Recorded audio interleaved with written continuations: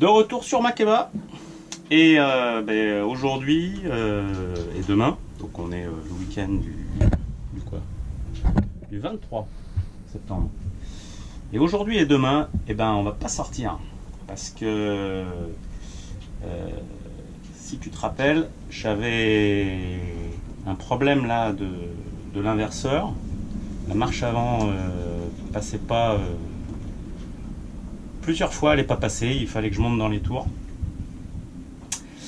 Donc je me suis pas mal renseigné sur internet, j'ai vu beaucoup de vidéos, j'en mettrai en lien parce que vraiment il y en a alors en anglais, et il y a un gars, il explique vraiment parfaitement bien comment régler les câbles du commutateur là, je sais pas comment ça s'appelle, marche avant, marche arrière.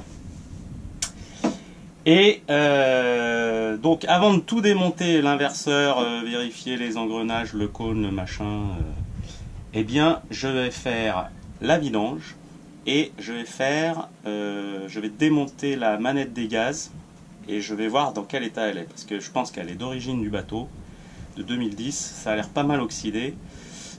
J'espère que ce sont les câbles en fait qui se sont déréglés. Et que c'est juste ça, parce que j'ai regardé à l'intérieur, je te montrerai tout à l'heure là. Pour sortir l'inverseur du Sun Odyssey 36 là, je sais pas comment on fait. Parce que les trappes elles ont l'air plus petites que le couvercle là qui fixe l'inverseur au moteur. Donc j'ai pas envie de ça.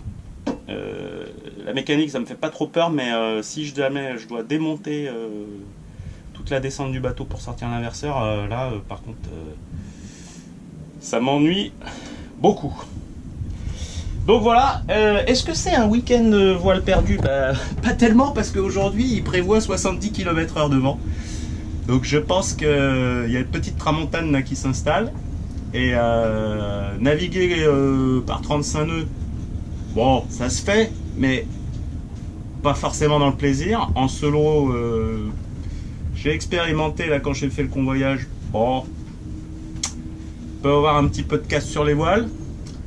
Et donc voilà, c'est le bon timing. Et alors, j'ai déjà changé la pompe manuelle des toilettes qui fonctionnait plus. Bon, ça c'est pareil, elle devait être d'origine, donc je l'ai changée, c'est parfait parce que comme elle fuyait un peu, et ça marche impeccable. Donc très bien, déjà un truc de réglé. J'ai aussi reçu enfin le bon gicleur du carburateur du moteur d'annexe. Donc ça je vais remettre en place, puis je ferai des essais. Ça va m'amuser. Et voilà, donc ce qui est moins drôle là, c'est bon, je vais faire de toute manière les vidanges, ça c'était prévu, inverseur, moteur. Et puis après, on va regarder pour les câbles. Voilà. Allez, c'est parti. Alors le premier truc, c'est de faire chauffer un peu l'huile. Comme ça, elle est plus fluide. Et après, moi, là, j'ai acheté une petite pompe. On va mettre ce tuyau-là dans l'inverseur. Et puis, ça va sortir l'huile. Voilà. C'est une pompe électrique qui se branche direct sur la batterie, qui coûte que dalle. J'ai déjà fait une fois les deux vidanges. Je suis pas sûr que ce soit de la grande qualité, mais j'espère qu'elle va faire pour les vidanges. Donc je pense que ça va le faire. Bon, j'ai fait même un nettoyage de l'inverseur. Et là je passe à la vidange moteur. Donc même principe, hein. On met le tuyau au plus bas du moteur et puis ça pompe. Et là, je dois retirer 2,8 litres.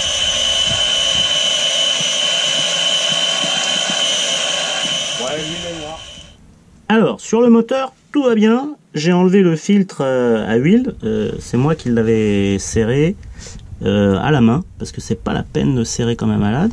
Et avec ma petite boîte, j'ai récupéré toute l'huile, donc c'est parfait. Ça, c'est le nouveau. Et il y a un joint, et il faut mettre un petit peu d'huile sur le joint pour que ça fasse bien la jointure au moteur. Donc je vais faire ça, je vais le serrer et puis après je fais le plein d'huile. Et après je fais le plein. Bon, je vais m'attaquer au câble, mais je suis allé voir 2 mécanos pour leur parler du problème là. C'est-à-dire que ça s'enclenche, mais après quand je monte dans les tours, ça saute. Pour eux, c'est le cône, ça n'a rien à voir avec les câbles. Bon, je vais faire l'essai du câble et après, si c'est le cône, eh ben, c'est la grosse galère. Parce que pour le sortir là, ça va être coton. Bon, ben, j'ai essayé de trouver une position pour pouvoir voir un peu ce que je fais. Ah, ça va, la goupille est très souple.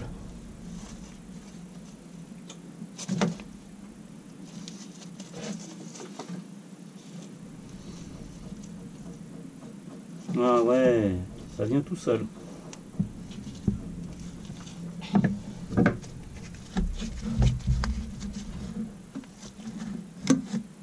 Hop, la goupille sortie.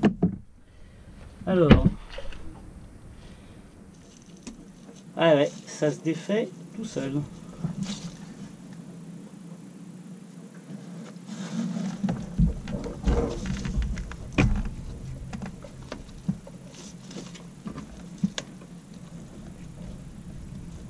Ok.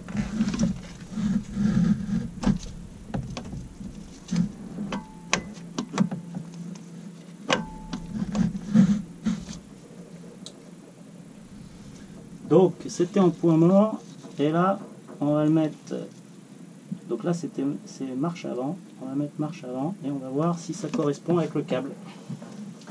C'est aussi simple que ça. Voilà, donc j'ai mis la marche avant.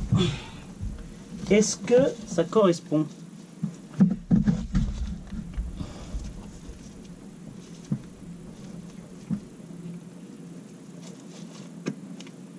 Eh ouais, ça correspond parfaitement bien.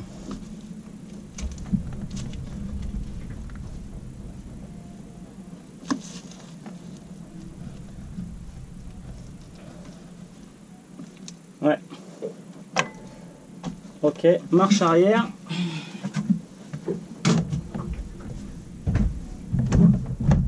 Voilà, marche arrière. Alors, mon câble.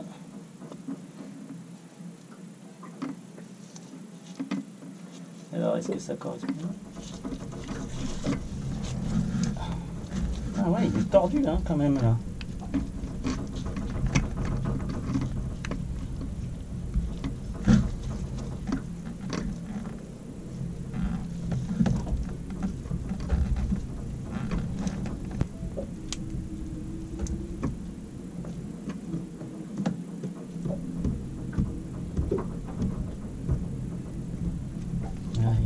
Décalage en marche arrière, mais bon, pas grand chose. Donc là c'est point mort. On va aller voir.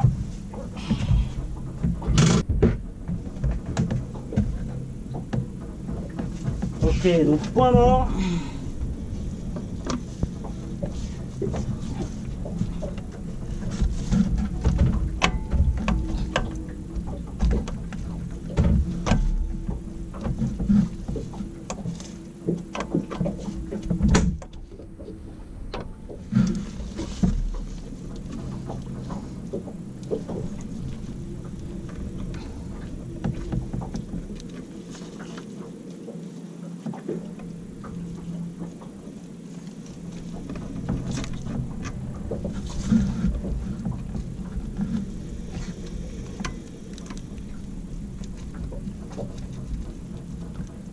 Ouais, on est bon.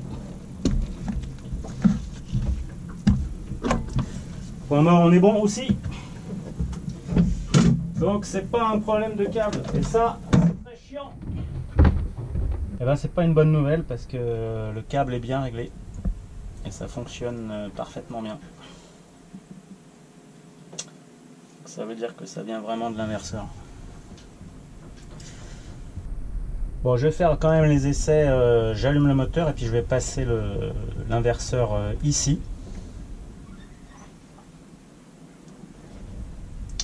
pour voir comment ça se comporte.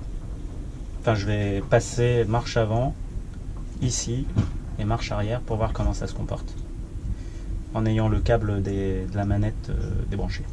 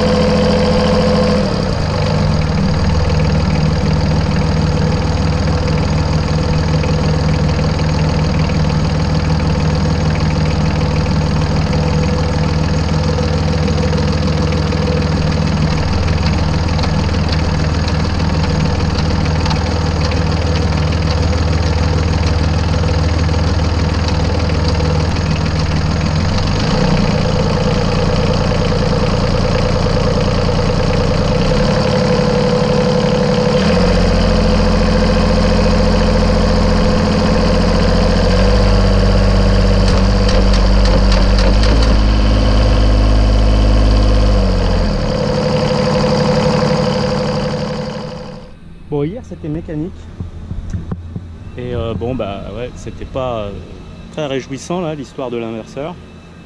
Donc je vais faire venir un gars qui va regarder, un vrai mécano. On va regarder ça. Voilà, moi je vais m'occuper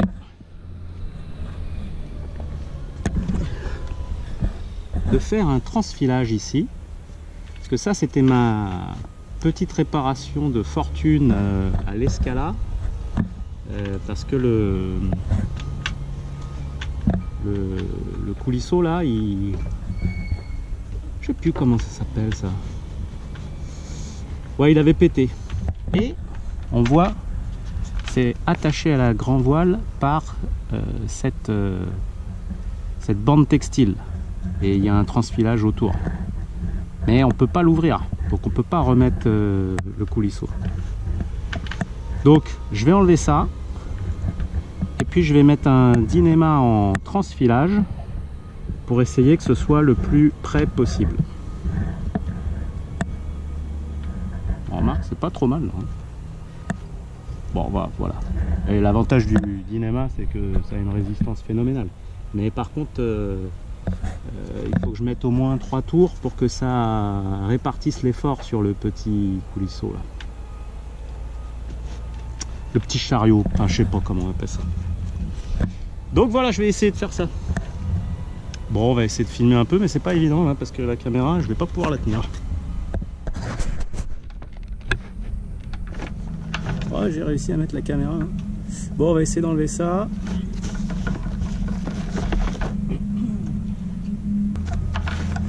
Voilà, j'ai un super couteau qui coupe le dîner, mais je pense que là, les petits ciseaux du couteau suisse sont plus adaptés.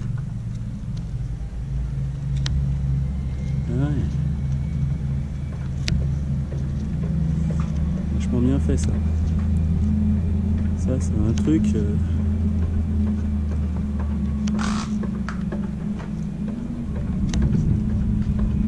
Ah ou alors j'aurais dû faire... Ah non.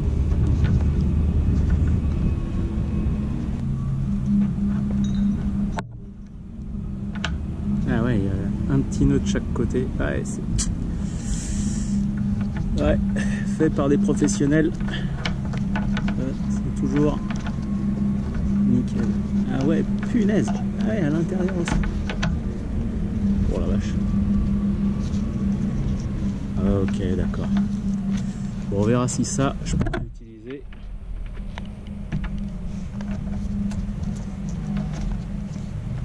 Ah, c'est pris dans la voile. Putain, la vache.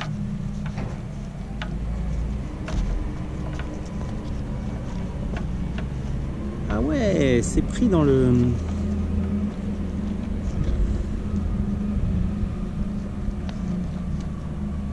dans le guindon de la voile, on dirait. Bon ça, à la rigueur, je vais pas y toucher. On va enlever ce que moi j'avais fait. Bon, qui a bien tenu pour faire une belle nave quand on était à Gruissant avec Séverine, donc ça a pas mal tenu. Mais c'était quelque chose de très provisoire.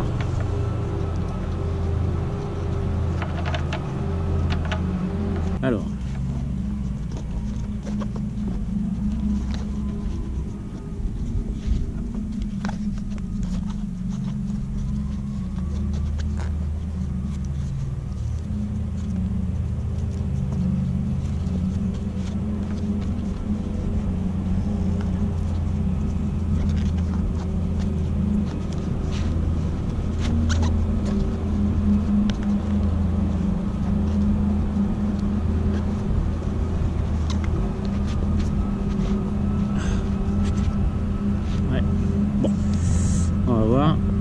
ces chariots là, ils sont quand même très fins, je trouve, hein.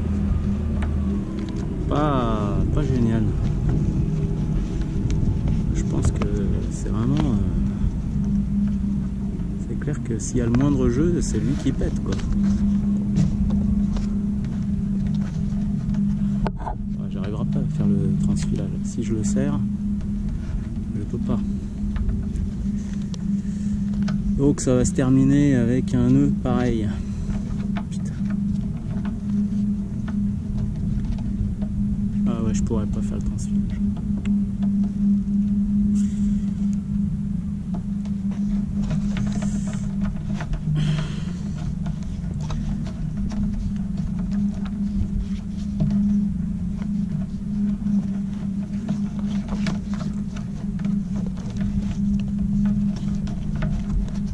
Ouais.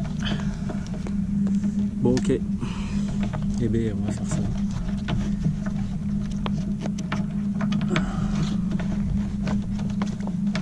Ok.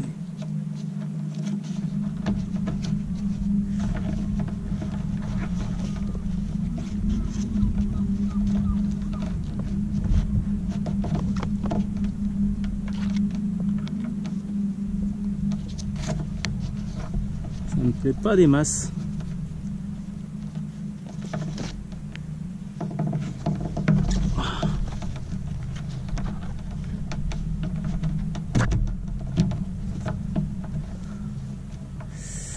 Ouais.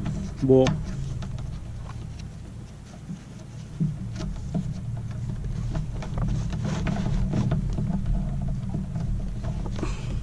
Bon. Allez, ça ira. Je pense que c'est pas...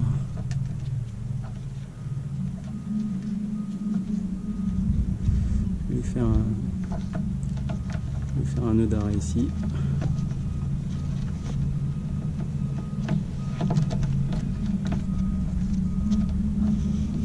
Que il n'y a pas trop le choix.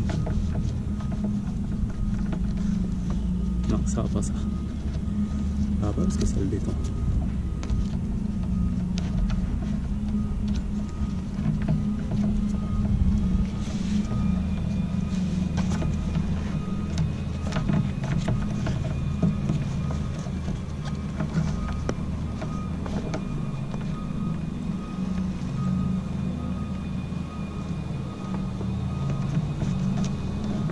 Bon, ok. Tant pis, je vais faire juste un nœud d'arrêt comme ça là.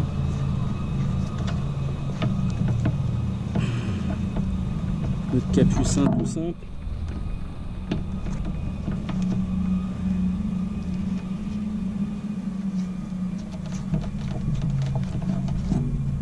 Voilà.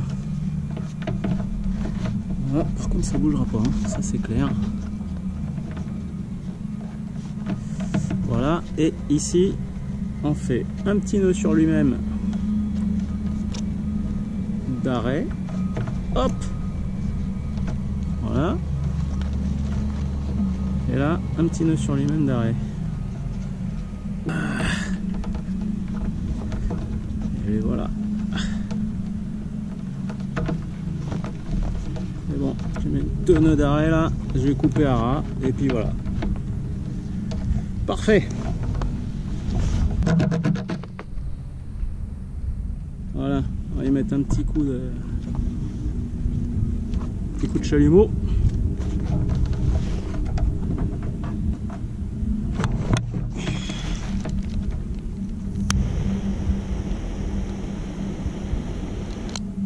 Et voilà. Nickel. Ça, il n'y a rien qui fouettera sur la GV. Et voilà. Et ben au moins quelque chose qui fonctionne à merveille. Oh là là, cet inverseur, je vais avoir ça en tête et ça va mouliner sans arrêt. Mais sans arrêt, sans arrêt, sans arrêt. Si je pouvais le démonter moi-même, je le ferais là. Mais vraiment, c'est hyper exigu. Vaut mieux que je demande à un professionnel qui a l'habitude parce que je sens que ça... Si je chivre un truc là, c'est pire. Bon, bah, c'est pas mal. Ça fait un gros boudin, mais ça va être solide. Puis au moins, elle va être bien collée au mât, la tête de GV. C'était l'effet recherché.